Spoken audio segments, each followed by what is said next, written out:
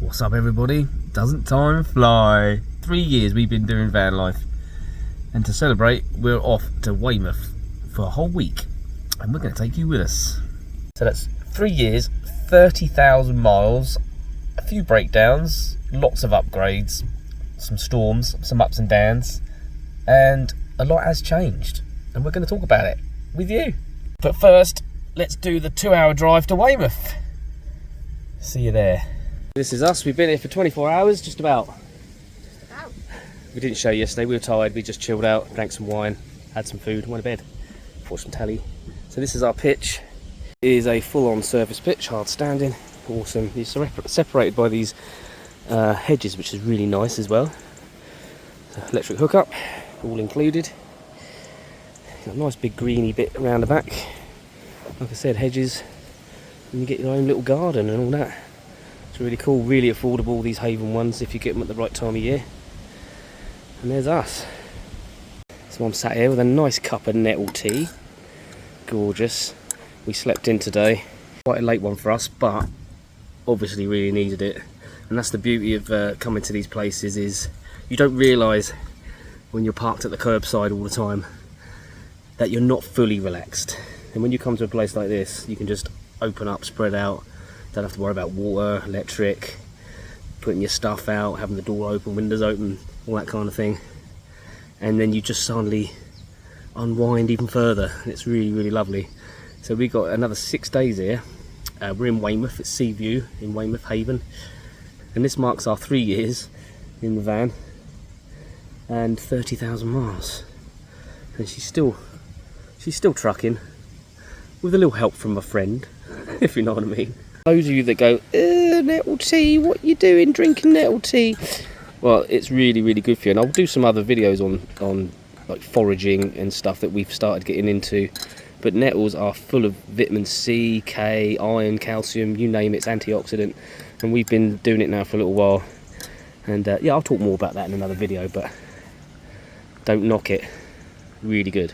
So I'm not sure what we're going to be doing. We was expecting it to be raining today, but it doesn't look like it's going to rain. It's overcast a bit, but it's quite nice. So we may trot it down to the beach and just have a walk, get some air, stretch the legs and all of that kind of stuff.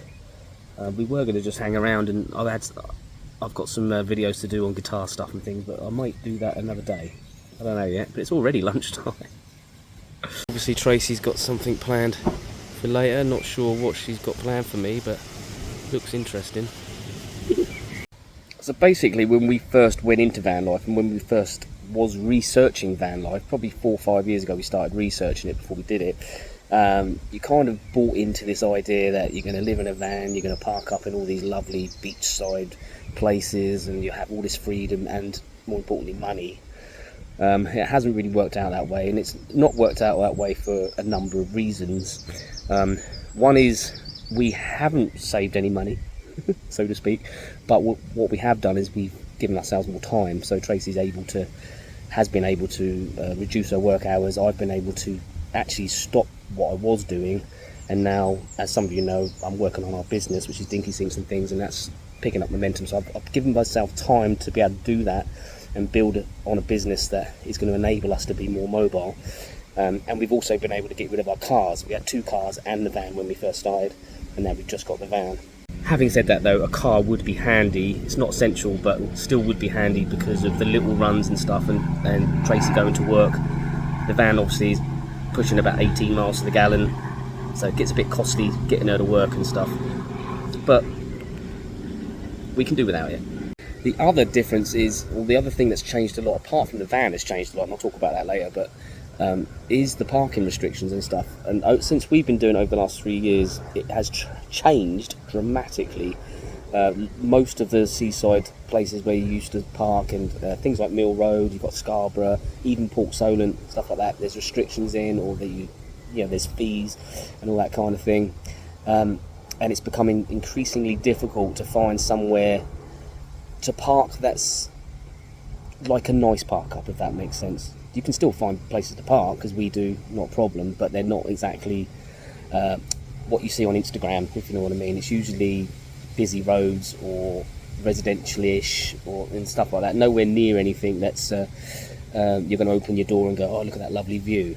You're going to open your door and go, oh, there's a road, you know. Not saying there isn't anywhere like that. There is still a few, but it is getting worse and worse and worse in that regard. Councils are just putting restrictions in, height barriers in. You can't park here. You can't overnight. You can park in the day, but you can't overnight.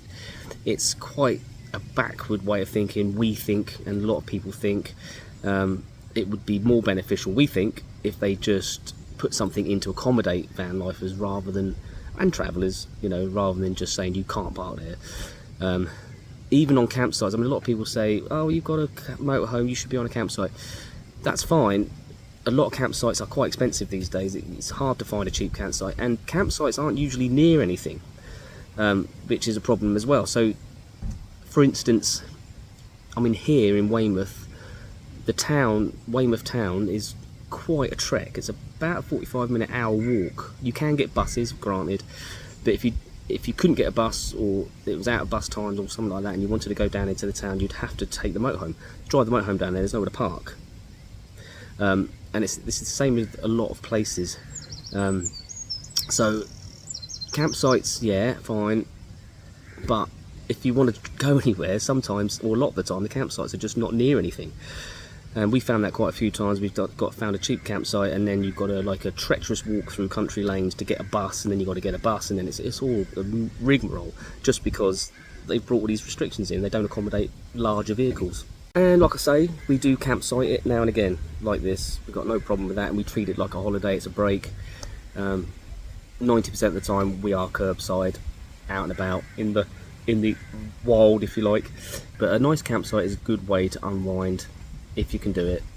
I've got nothing against people doing campsites all the time if they want to, but nothing against people not doing campsites. I know a lot of people are against campsites, but we'd like to do one now and again, you know what I mean? How's the nettle tea? It's actually alright. Do you know, it doesn't taste, it's a bit earthy. It's a bit like, and it smells nicer when you know, when you're drying them out. It smells really nice and herby. Makes the van smell like a forest. It does. It's alright actually. I think it's not bad. I suppose it's good for you, isn't it? It's better than smelling like farts though, isn't it? Yeah, that's the other option, isn't it? In the van, when there's two of you, if you've had some dodgy food. Yeah. What are you looking at? Hey, so 3 years, 30,000 miles. Viewers want to know your take on it. My view? Just saying yesterday, weren't we, when we sat out here, I think that's the only thing I miss, is having your own private bit of being able to sit out. Because you just can't do that, can you, when you're just by the road? Do you know what I mean? I mean, well, yeah, you can go... You're not supposed to, some people do. No, I know, but like, obviously you can go somewhere, but just, you know, if you just want to just sit out for a bit, have a cup of coffee in your pyjamas, like, you can. So that's the only bit I miss, really. I don't really miss anything else about having a house, to be honest. I don't even mind going to the laundrette now, because I'm like... It's actually quicker, isn't it? Yeah, it is quicker. I used to be like, always like, washing in, putting... You know, hanging it out, putting it back in because it would rain, put it back out again. Do you know what I mean? Farting on with that and just then hanging it over. Oh, it's just like I'm like in and out now, aren't I? In like. Yep. Once a week, job done. Something like that, yeah. It's all right. So there's nothing really. And the space isn't an issue. No, because we haven't killed each other. No. No, we haven't. I think it's because ours is cosy. We've made it how we wanted it, and I think that's the thing, isn't it? People have to make it like a home how they want it to be able to. Yeah, that's one of the have things. That comfy bit, you know. Yeah, that's one of the things I was going to talk about later. Is like it's no longer a camper van, so to speak, is it? No. It's not a motorhome anymore. It's a home. And you still get paranoid when you leave it. And I was like, check the cameras. Is anybody air tagged our van when we get back or anything? Yeah, we do that. We do miss it, and it's like, because obviously it'd be great to be able to, if we could afford it, to go abroad and something like that. And then the first thing we think of is like, where are we going to put Grace? Where can we leave her? Yeah. Isn't it? Yeah. But yeah, 3 years has flown by. It's mad. It has. I know a lot of that 30,000 miles is like going to work. And back, isn't it? It's sort of half and half, I'd say. Oh, there's birds going here. Didn't like it. Nice. But yeah, 3 years. Crazy. But no regrets though. No regrets, and I don't think I'd want to live in, like, well, I do want to live in a house obviously someday, but I don't want to rent again. We did that for 30 years. We'd rather have land than a house though, that's what we've said, isn't it? And just want to be able to have like animals and grow stuff. I suppose it's everyone's dream, isn't it, to be able to be sustainable. I did see that crawling, it's still there by the way. Yeah, it's weird. Yeah, it's alright. I'm getting attacked behind the camera by something. Don't worry, I'm fine. It's only a little bug. Little bugger. What was the other thing? Yeah, because I was saying a minute ago that we haven't saved any money. Not at all, really. Nothing. but we have gained time. Yeah, so I've gone down to 3 days, haven't I, just recently, which is nice. And so I'm at work less now than that. And we are busy in the 4 days. It's not like we're just... Well, we've got business we're setting up, haven't we? But yeah, it's just, yeah, that is better, that time. Yeah, because time is the most valuable thing, isn't it? And time together, yeah. Because that was the thing, wasn't it, when I was... what we were doing in the house, you know what I mean? We're working more and more, working overtime, you were working, we're just like passing ships and night. I know we talked about this before, haven't we? But it wasn't, it was just like we're paying for a house that we're never there and renting, and the amount and still skint anyway. Yeah, and the amount of just going under, really, just getting more and more skint. You know, we've still got debts from the house, haven't we? And still paying debts from the house. But that's what I was saying. It's like, yeah, we haven't, because we thought we'd save loads and loads of money. Delusional. But the reality is, what we've done is we've given ourselves loads of time. Which is more valuable than having money anyway. Actually to now pursue other ventures, or to think of like how we would like to spend that time in the future. Do you know what I mean? Having animals, growing veg. Exactly, and the business, and having time to put it into the business, which we've started, and it's flying. We've only been doing it properly for the last 4 months, and it's actually flying. So, and having that time, wouldn't have had the time to do outlay, isn't it? It's a lot, yeah, because setting up any business is, it's costly. Yeah, but definitely wouldn't have had the time, would we? We wouldn't have been able to do it. No. So there you go. So yeah, so if you're thinking about it, I'd say go for it. Absolutely. I mean, if you're in the position that you've got a house to sell and you're going to have some money and be able to travel further afield, which we would love to do, which we haven't really apart from this country. Do you know what I mean? It's just, do it. In the future, yeah, just enjoy life. Take the as time. long as Danny Boyd keeps the wheels rolling for us. Danny. Yeah, I know. I'll talk about that in another video probably. But yeah, but anyway, we're having fun today. Yeah, we're going to go down the beach, I think, are we? Yeah, let's go to Bolly's Cove. It's only about 20 minutes walk from here. All right, we'll show you that. Yeah. Bit wonder, might find some treasures on the beach. Find us on the beach. We're treasures. We are treasures. Okay.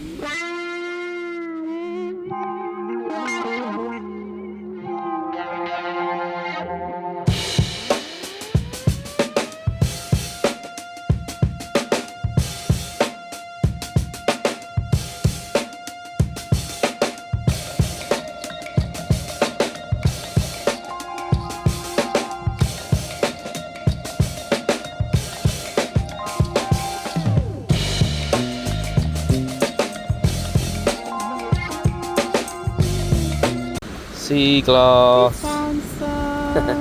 That's a nice bit. Is it? Another one? Right there. Another one. So from the site, it's about a 10-minute walk to get to this part of the beach.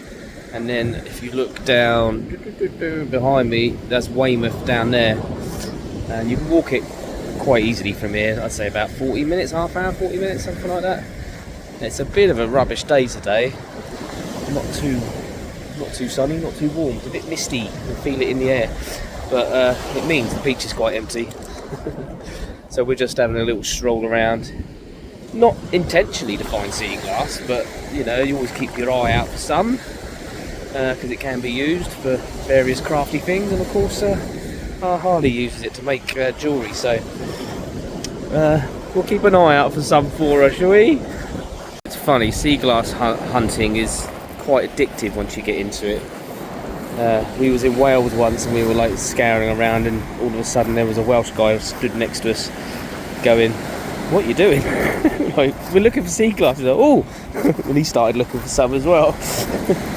But our tip is, don't go too far down to the water's edge. Sea glass usually, we find, is up higher up because it gets caught in the stones and stuff as the tide's going out. Top tip. There you go. There's a bit right there. Where are you? There we go. Green is the most common, but that's a nice bit. Lovely jubbly.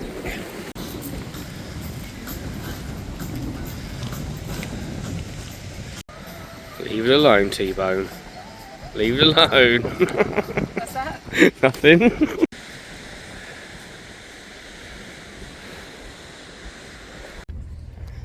Two small cod and chips, T-Bone. 15 quid each? 30 quid for two small cod and chips. We won't be having that. What was it for a large? It was £18. When did it get so expensive? That's how long ago it was. When did that happen? It used to be like a cheap meal, didn't it? Well, yeah. Back in the day. Back in the day. 30 years ago, maybe. But yeah, it did smell nice though. Did. It can stay smelling nice. Yep.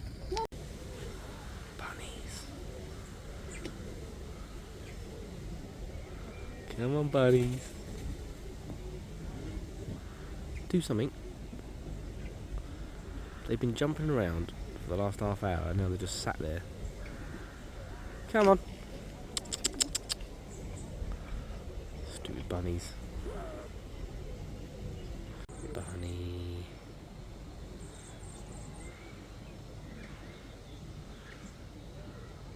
Bunny.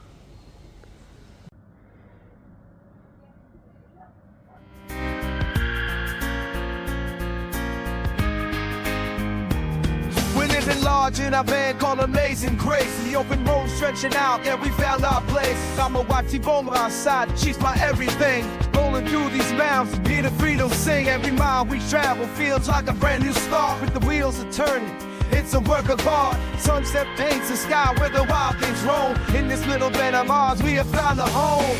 We'll ride these roads forever, side by side we'll chase the sweetest moments whispered in our little space.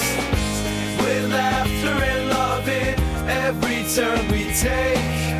This van called Amazing Race, no chance will break.